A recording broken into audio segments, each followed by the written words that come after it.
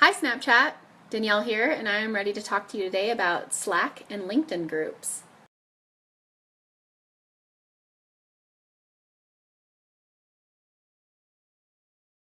I'm sure we're all aware of LinkedIn groups and the opportunities that it gives professionals to connect on different topics and industries. And if for some reason you haven't heard of Slack yet, it basically started out as a chat application for enterprises, allowing for coworkers to collaborate. However, much like LinkedIn groups, now Slack is offering more and more interest in topic-based open communities for people to participate in.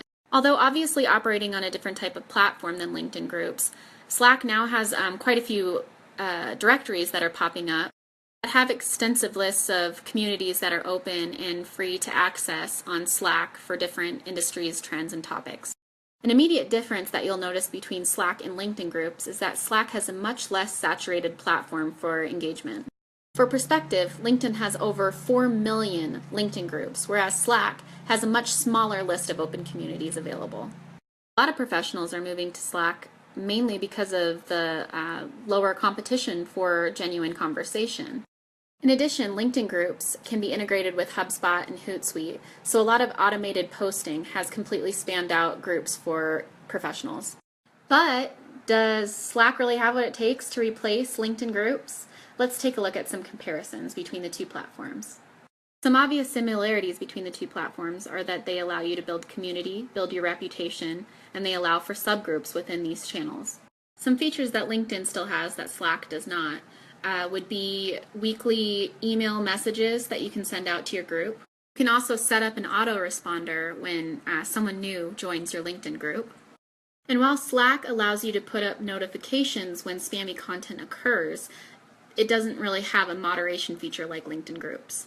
In contrast, Slack has a lot of great offerings, including hundreds of integrations that help with productivity, project management, marketing, you name it.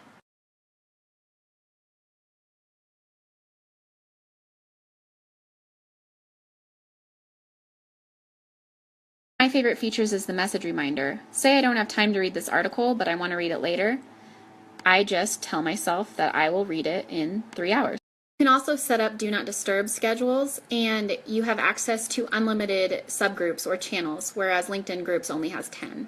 Another cool feature that Slack has for moderators of channels is that you can look at usage stats. So you can basically see when people are on, what they're uploading, when they're talking.